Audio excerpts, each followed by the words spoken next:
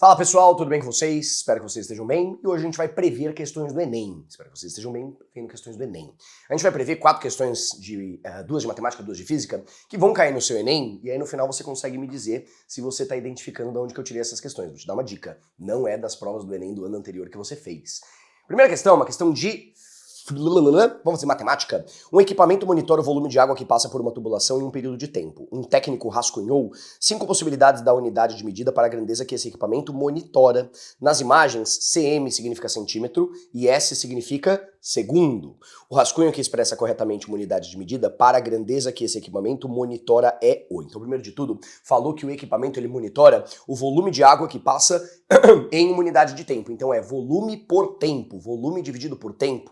Vamos lembrar que o volume não é em metros, o volume é em metros cúbicos. Vamos lembrar que o volume não é em quilômetros, ele é em quilômetros cúbicos. Vamos lembrar que o volume não é em centímetros, o volume é em centímetros cúbicos. Então volume, centímetros cúbicos. E ele vai medir o volume por unidade de tempo, é uma divisão pelo tempo. E o tempo, a gente não está em horas, não está em minutos, não está em décadas, a gente está com o tempo em segundos. Então, centímetro cúbico por segundo é a alternativa 3 não, né? A alternativa C, que fala do rascunho 3 centímetro cúbico por segundo. Repara que você precisa saber que o volume é em centímetros cúbicos, o tempo é em segundos, e como ela mede volume por tempo, é centímetro cúbico por segundo. Não é o inverso, tá? Não é o contrário assim. Porque é uma razão, é uma divisão entre o volume em centímetros cúbicos e o tempo em segundos. Então essa questão aí foi de matemática, foi de razão e proporção e unidades. Próxima questão é uma questão de física. Fala que balões cheios de gás hélio são soltos no ar pelas crianças e sobem até não serem mais vistos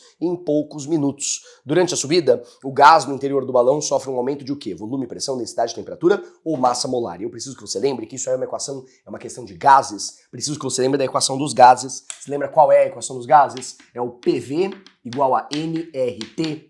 Vamos lembrar? P é a pressão, V é o volume, N é o número de mols, R é a constante dos gases, que vai ser dada quando necessário, e T é a temperatura. Por uma transformação isotérmica, uma transformação que a temperatura não muda, repara que a pressão e o volume estão do mesmo lado da equação. Quando elas estão do mesmo lado da equação, quando uma delas diminui, a outra precisa aumentar. Elas são grandezas que a gente chama de inversamente proporcionais. Quando uma aumenta, a outra diminui. Quando uma diminui, a outra aumenta. E digo mais, quando uma dobra, a outra cai pela metade. Quando uma multiplica por 3, a outra divide por 3. Quando uma divide por 10, a outra multiplica por 10. Essa brincadeira são grandezas inversamente proporcionais. Isso vai acontecer quando elas estiverem se multiplicando do mesmo lado da equação. Quando uma aumenta, a outra diminui. Quando uma diminui, a outra aumenta. E conforme o balão ele vai subindo, tem menos ar em cima dele. Aí menor a pressão atmosférica. Você já deve ter ouvido falar que em lugares muito elevados, muito lá em cima, tem menos ar em cima da sua cabeça, então a pressão é menor. Se a pressão diminui, o volume aumenta. E o Enem perguntou justamente aí quem está aumentando, e quem está aumentando é o volume. A pressão diminui, o volume aumenta, é a alternativa A. Quem aumenta é o volume. O balão vai ficar mais maior, é complicado, né? Ele vai dar uma inchada. E é isso aí. Próxima questão, também é uma questão de física.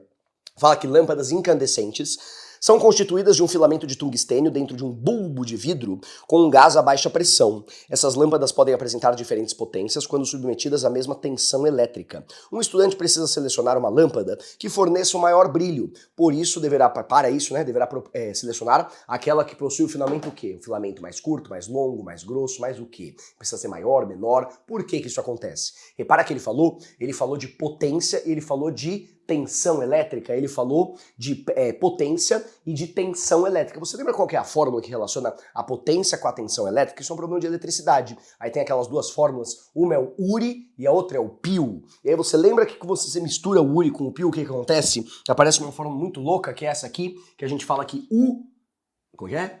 Na verdade eu errei, né? A fórmula começa com P.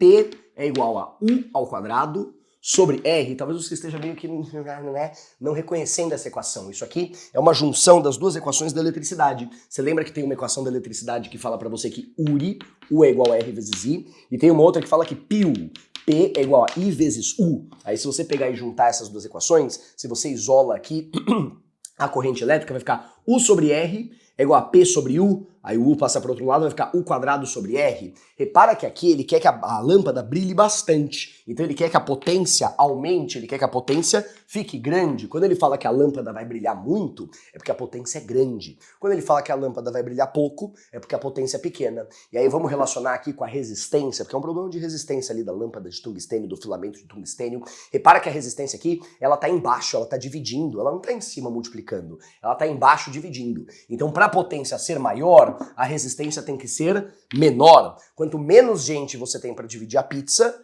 mais pizza cada um recebe. São grandezas, de novo, inversamente proporcionais. Quanto menos gente para dividir a pizza, mais pizza você recebe, até P de pizza, né? P de potência. Então, para a lâmpada brilhar muito, você quer aumentar a potência, então você quer diminuir a resistência. Você já poderia até começar a procurar nas alternativas aquela que fala que tem que ter uma resistência menor para dar uma potência maior. Aí eu preciso que você lembre, quando você tem um fio elétrico, um fio condutor de tungstênio, por exemplo, quanto mais curto é o fio, menor é a resistência dele. Quanto mais longo for o fio, maior é a resistência dele. Quanto mais curto, pequenininho, menorzinho, pouca resistência. Quanto maior, mais maior é complicado de novo, né? Quanto mais comprido for o fio, mais longo for o fio, maior é a resistência. Como a gente quer uma resistência menor, a gente vai querer um fio menor, com menor comprimento, um fio mais curto. Isso aí, mais curto, um fio o que a gente quer? Mais curto, pois que tem menor resistência, alternativa A. A gente quer um fio mais curto, porque ele tem menor resistência. Cuidado para não confundir com a C de casa,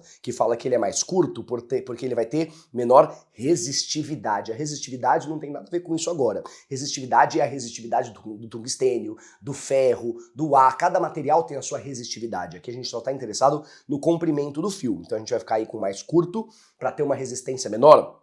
Alternativa A.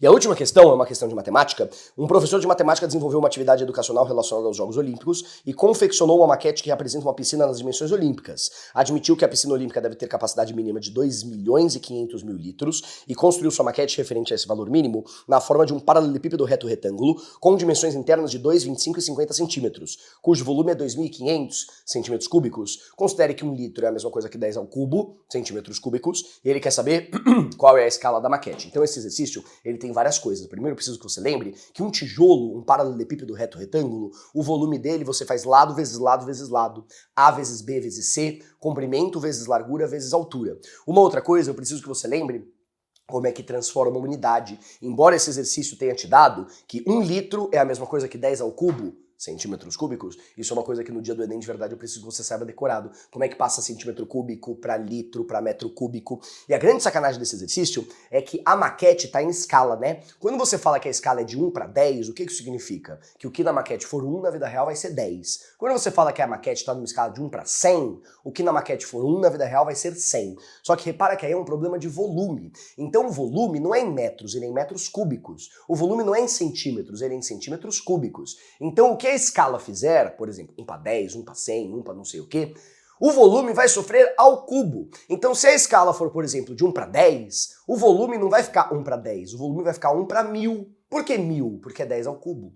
Se a maquete estiver numa escala, sei lá, de 1 para 2, o volume não vai ficar 1 para 2, vai ficar 1 para 8. Por que 8? Porque é 2 ao cubo.